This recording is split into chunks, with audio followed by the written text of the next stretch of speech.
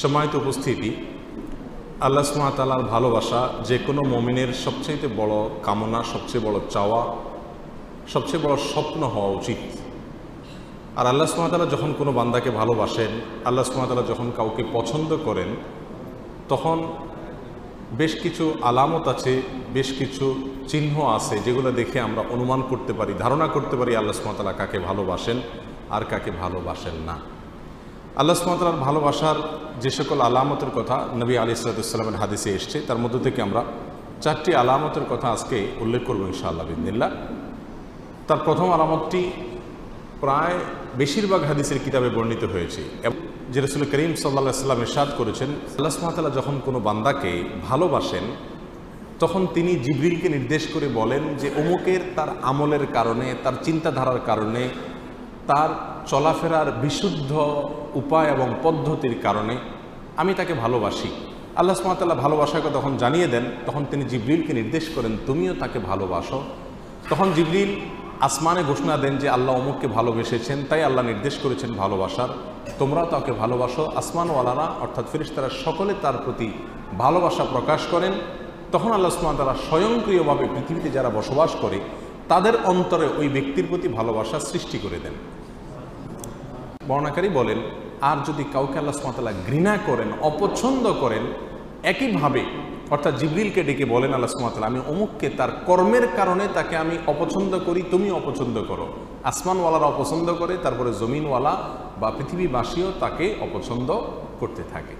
এ হাদিস থেকে বোঝা গেল আল্লাহ সুবহানাহু ওয়া তাআলা যখন কাউকে ভালোবাসেন তার একটা আলামত হলো যে পৃথিবীতে বেশিরভাগ মানুষ বা সচরাচর তাকে যারা চিনে জানে তাদের সকলের ভালোবাসা তার প্রতি আল্লাহ সুবহানাহু ওয়া তাআলা সৃষ্টি করে দেন। এখন আপনারা কেউ বলতে পারেন, তাহলে আমরা অনেক তথাকথিত তারকা, তথাকথিত জনপ্রিয় শিল্পী, বিভিন্ন সেক্টরের আমরা দেখি তারা খুব জনপ্রিয়, তাদেরকে মানুষ অনেক বেশি ভালোবাসে, তাদের অনেক ফ্যান ভক্ত পাওয়া যায়, তাহলে তার মানে কি এদেরকে আল্লাহ সুবহানাহু ওয়া তাআলা অনেক বেসেছেন, তাই জিবরিল ভালোবেসেছেন, তাই পৃথিবীতে সবাই তাদেরকে পছন্দ করে, তাদের ফ্যান ফলোয়ার আছে? ব্যাপারটি কি তাই? ব্যাপারটি তা না। আসলে এখানে জমিনওয়ালাদের ভালোবাসা বলতে মুমিনদের, ইমানদারদের, নেককারদের ভালোবাসা বোঝানো হয়েছে। যারা সৎকর্মশীল, যারা ভালো কাজ করতে চায়, যারা আদর্শবান, যারা মুত্তাকি, যারা পরহেজগার, এদের ভালোবাসা সচরাচর আল্লাহ সুবহানাহু ওয়া তাআলা এরকম ব্যক্তিকে দান করেন যে ব্যক্তি নিজে আল্লাহ সুবহানাহু ওয়া তাআলার কাছে প্রিয় হয়েছেন তার কর্মের মাধ্যমে।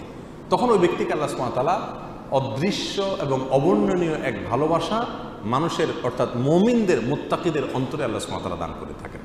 তাহলে ভালো মানুষেরা যাকে ভালোবাসবে, নেককাররা যাকে ভালোবাসবে, মুত্তাকিরা যাকে ভালোবাসবে, বুঝতে হবে এই লোকটাকে আল্লাহও ভালোবাসেন। এটা হলো আল্লাহর ভালোবাসার একটা আলামত, একটা নিশানা। আর এই জন্য আমাদেরকে জনপ্রিয়তা মানুষের কাছে চেয়ে বেড়ানোর প্রয়োজন নাই। এই হাদিস বলছে কেউ যদি চায় যে সকল ভালো মানুষেরা তাকে ভালোবাসুক, তাহলে সে ভালো পথে চলুক। সে ভালো পথে চললে আল্লাহ সুবহানাহু ওয়া তাআলাই তার প্রতি মানুষের ভালোবাসা সৃষ্টি করে দিবেন, তার প্রতি অটোমেটিক মানুষের ভালোবাসা সৃষ্টি আল্লাহ সুবহানাহু ওয়া তাআলা করে দিবেন। অতএব আল্লাহ সুবহানাহু ওয়া তাআলা আমাদের সকলকে মানুষের এরকম ভালোবাসা দান করুন যে ভালোবাসাটি আসলে আল্লাহর ভালোবাসাকে প্রমাণ করে। নাম্বার 2, আল্লাহ সুবহানাহু ওয়া তাআলা যখন কোনো মানুষকে ভালোবাসেন, কাউকে পছন্দ করেন, সেটা আমরা কিভাবে বুঝবো? তার দ্বিতীয় আলামত হলো আল্লাহ যাকে ভালোবাসেন তাকে বিপদ আপদ দেন, তাকে মুসিবত দেন, তাকে কষ্ট দেন। এটা হলো একটা আলামত যে আল্লাহ সুবহানাহু ওয়া তাআলা ওই লোকটাকে ভালোবাসেন। এ বিষয়ে সুনানে তিরমিজির এক হাদিসে আসছে, রাসূল আকরাম সাল্লাল্লাহু আলাইহি ওয়াসাল্লাম ইরশাদ করেছেন, ওয়া ইন্নাল্লাহা ইযা আহাব্বা কওমান ইবতালাহুম। আর যখন আল্লাহ সুবহানাহু ওয়া তাআলা কোনো মানুষকে, কোনো জাতিকে ভালোবাসেন তখন তাদের পরীক্ষা নেন, তাদেরকে মুসিবত দেন, কষ্ট দেন, রোগে, শোকে, অসুবিধায় ফেলে নানাভাবে আল্লাহ সুবহানাহু ওয়া তাআলা তাদেরকে পরীক্ষা করেন। এই যে বিপদ আপদে ফেলে দেওয়া, এটা কিন্তু আল্লাহ সুবহানাহু ওয়া তাআলার ভালোবাসার একটি আলামত। ফামান রাদিয়া ফালাহুর রিদা ওয়া মান সাখাতা ফালাহুস সাখত। আল্লাহর এই দেওয়া পরীক্ষায়, কষ্টে যে ব্যক্তি সন্তুষ্ট হয়ে যায়, আল্লাহর ফয়সালাকে মেনে নেয়, ফালাহুর রিদা, তার জন্য আল্লাহর সন্তুষ্টি অবধারিত হয়ে যায়।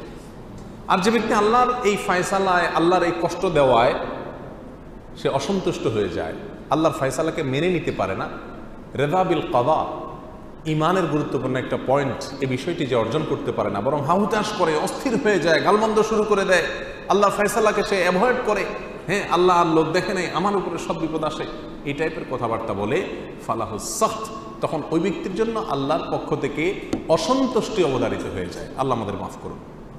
তাহলে এই হাদিস থেকে বোঝা গেল আমাদের সমাজে অনেক লোক আছে যাদেরকে আমরা দেখি তারা বিপদে আপদে মুসিবতে কষ্টে থাকে, তাদের কষ্ট দূর হয় না। আমরা অনেক সময় বলে ফেলি যে এই লোকটা আল্লাহর কাছে কত অপছন্দনীয়, কত আল্লাহ তাআলার কাছে অপ্রিয়, কত বড় নাফরমান হলে তার বিপদ আপদ দূর হয় না, আল্লাহ একের পর এক বিপদে ফেলছে। তাহলে বোঝা গেল এরকম মন্তব্য করা এটা মূর্খতা সুলভ মন্তব্য, এটা কোনো মুমিনের মন্তব্য না। বরং হাদিস থেকে বোঝা যায় ইন্নাল্লাহ ইযা আহাব্বা আবদান ইবতালাহ, আল্লাহ কোনো মানুষকে ভালোবাসলে তাকে পরীক্ষায় নেন, তাকে বিপদ দেন, তাকে মুসিবত দেন। আমাদের জীবনে যখন বিপদ আপদ মুসিবত আসবে, এই হাদিসটা আমরা মাথায় রাখি যে এর মানে হলো আল্লাহ আমাকে পরীক্ষা করছেন, মানে আল্লাহ আমাকে ভালোবাসেন। পরীক্ষা তো তার জন্য যে রেজিস্ট্রেশন করে, যে ভর্তি হয়, যে যাকে শিক্ষক বা শিক্ষা প্রতিষ্ঠান যাকে নিজের মনে করে তারই পরীক্ষা নেয়। যাকে নিজের মনে করে না তার পরীক্ষার কোনো ব্যবস্থা থাকে না। আল্লাহ সুবহানাহু ওয়া তাআলা যার পরীক্ষা নিচ্ছেন, যাকে বিপদে ফেলছেন, এর মানে হলো আল্লাহ সুবহানাহু ওয়া তাআলা তাকে নিজের মনে করেন। আল্লাহ তাআলা তাকে তার বান্দা হিসাবে টেস্ট করেন, যাচাই করেন। আল্লাহ আমার জন্য আপনি যে ফয়সালা করেছেন সেটা আমি নিজের জন্য যেটা ফয়সালা করছি তার চাইতে বেটার হবে, এতে কোনো সন্দেহ নাই। কারণ আমার ভালো আমি যতটুকু বুঝি আপনি তার চাইতে অনেক ভালো বুঝেন। অতএব আমার এই বিপদের মধ্যে কোনো কল্যাণ নিহিত আছে, এটাকে মেনে নিয়ে সন্তুষ্ট চিত্রে আল্লাহর ফয়সালাকে গ্রহণ করে নেওয়া, এটাই হলো মুমিনের পরিচয়।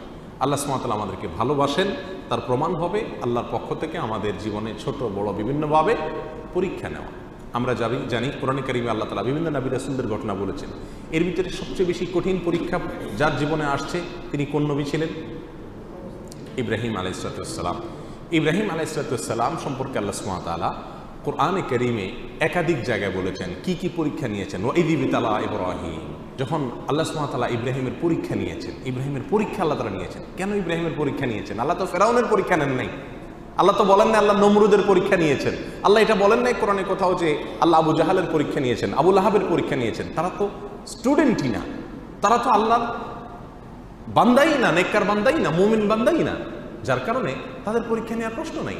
যার জীবনে বিপদ আছে, ইমানদার যদি হয়ে থাকে তাহলে বুঝতে হবে সে আল্লাহর কাছে কোনো না কোনো কারণে প্রিয় হয়েছেন, আল্লাহ তাকে পরীক্ষা করছেন, বিধায় অস্থির এবং ব্যাকুল হওয়া যাবে না। আল্লাহ তাআলা আমাদের তৌফিক দান করুন। তাহলে দ্বিতীয় আলামতটি আমরা পেলাম আল্লাহর ভালোবাসা। তৃতীয়, আল্লাহ যখন আমাদের কাউকে ভালোবাসেন তার আলামত কি? এটা বড় জটিল আলামত, বড় কঠিন আলামত। তার আলামত হলো আল্লাহ সুবহানাহু ওয়া তাআলা তাকে দুনিয়া থেকে দূরে সরায় রাখেন, দুনিয়ার সাথে মিশে হাবুডুবু খেয়ে একাকার হয়ে যাওয়া থেকে আল্লাহ তাআলা হেফাজত করেন। আমাদের অনেকে আমরা দুনিয়া চাই, পদ পদবি, অর্থ কড়ি, প্রভাব প্রতিপত্তি, কেনা চাই, আমরা সবাই চাই এগুলা। কিন্তু আল্লাহ সুবহানাহু ওয়া তাআলা কিছু মানুষকে ভালোবেসে এগুলো থেকে দূরে সরায় রাখেন। সে চাইলেও ব্যাটে বলে হয় না। আল্লাহ সুবহানাহু ওয়া তাআলা তাকে দুনিয়া থেকে পরিকল্পিতভাবে বাই প্ল্যান, ইচ্ছাপূর্বক আল্লাহ সুবহানাহু ওয়া তাআলা সরায় রাখেন। কেন? তার জন্য ওই জায়গায় গেলে ক্ষতি হবে।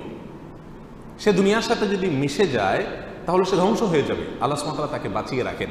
এই প্রসঙ্গে সহিহ ইবনে হিব্বান, মুস্তাদরাক হাকিম, সুনানে তিরমিজি অনেকগুলো হাদিসের কিতাবে হাদিসটি বর্ণিত হয়েছে। রাসূল আকরাম সাল্লাল্লাহু আলাইহি ওয়াসাল্লাম বলেছেন, ইন্নাল্লাহা ইযা আহাব্বা আবদান হামাহুদ দুনিয়া কামা ইয়াহমি আহাদুকুম মারিদাহু আল মা লিয়াশফিয়া।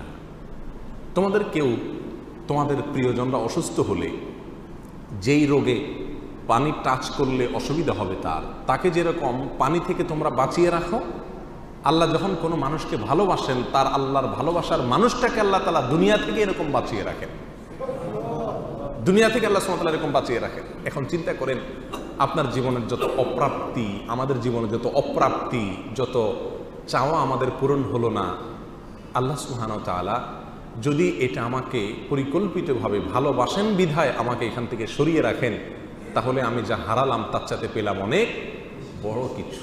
আল্লাহর ভালোবাসা পেলাম, আল্লাহর পছন্দনীয় মানুষের তালিকায় চলে গেলাম, অনন্ত অসীমকালের সুখ সমৃদ্ধি আমার হয়ে গেল। অতএব দুনিয়ার কোনো কিছু না পেলে মুমিন কখনো বিচলিত হয়ে পাগল পরা হয়ে যাবে না। আমরা যে অস্থির হয়ে যাই এটা হলো আমাদের ঈমানের দুর্বলতা, এছাড়া আর কিছু না। আল্লাহ সুবহানাহু ওয়া তাআলা আমাদের সকলকে বুঝার তৌফিক দান করুন। এ বিষয়ে বেশ অনেকগুলো হাদিস পাওয়া যায়, আমি শুধু একটি উল্লেখ করলাম। একই অর্থের একই বিষয়কে প্রমাণ করে নানামুখী বিভিন্ন রকমের হাদিস পাওয়া যায়। এই সবগুলো হাদিসের খোলাসাগত একটাই, আল্লাহ তার প্রিয় বান্দাদেরকে সচরাচর দুনিয়া থেকে একটু দূরে রাখেন। এর মানে কিন্তু আবার এটা না যে আল্লাহ তাআলা কাউকে দুনিয়া দিলে তার মানে আল্লাহর কাছে সে ঘৃণিত ব্যক্তি না। আল্লাহ তার প্রিয় বান্দাদের কাউকে কাউকে দুনিয়া দিয়েছেন। যেমন ওসমান রাদিয়াল্লাহু তাআলা আনহু, তাকে আল্লাহ তাআলা দুনিয়া দিয়েছেন, আবার তাকে আল্লাহ ভালোবাসতেন। সুলাইমান আলাইহিস সালামকে আল্লাহ তাআলা দুনিয়া দিয়েছেন, আবার তাকে ভালোবাসতেন। দাউদ আলাইহিস সালামকে আল্লাহ তাআলা দুনিয়া দিয়েছেন, আবার তাকে ভালোবাসতেন।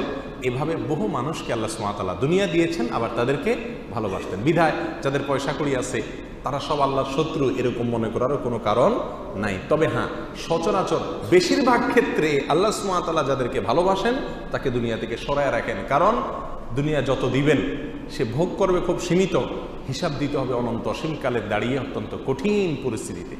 আল্লাহর ভালোবাসার আরেকটি আলামত হলো নেক কাজ করার সুযোগ পাওয়া। আল্লাহ যদি কাউকে নেক কাজ করার সুযোগ দেন, ভালো কাজ করার সুযোগ দেন, তৌফিক হয় ভালো কাজ করার, ভালো পথে চলার, এর মানে হলো আল্লাহ সুবহানাহু ওয়া তাআলা তাকে ভালোবাসেন। বিভিন্ন হাদিস থেকে আমরা জানতে পারি এই বিষয়টি। রাসূল আকরাম সাল্লাল্লাহু আলাইহি ওয়াসাল্লাম যেমন এক হাদিসে বলেছেন, আইয়ুরিদিল্লাহু বিহি খাইরান, আল্লাহ তাআলা কারোর কল্যাণ চান অথবা তাকে দিয়ে কল্যাণ করাতে চান, ইউফাক্কিহু ফিদ্দীন, তাকে দ্বীনের বুঝ, দ্বীনের নলেজ, দ্বীনের ইলম আল্লাহ তাআলা দান করেন। দ্বীনের ইলম পাওয়া, ভালো কাজ করতে পারা, ইবাদত করতে পারা, এটাও আল্লাহ সুবহানাহু ওয়া তাআলার ভালোবাসা পাওয়ার অন্যতম একটি আলামত এবং লক্ষণ। আল্লাহ সুবহানাহু ওয়া তাআলা আমাদের সবাইকে তার প্রিয় পাত্র হওয়ার তৌফিক দান করুন।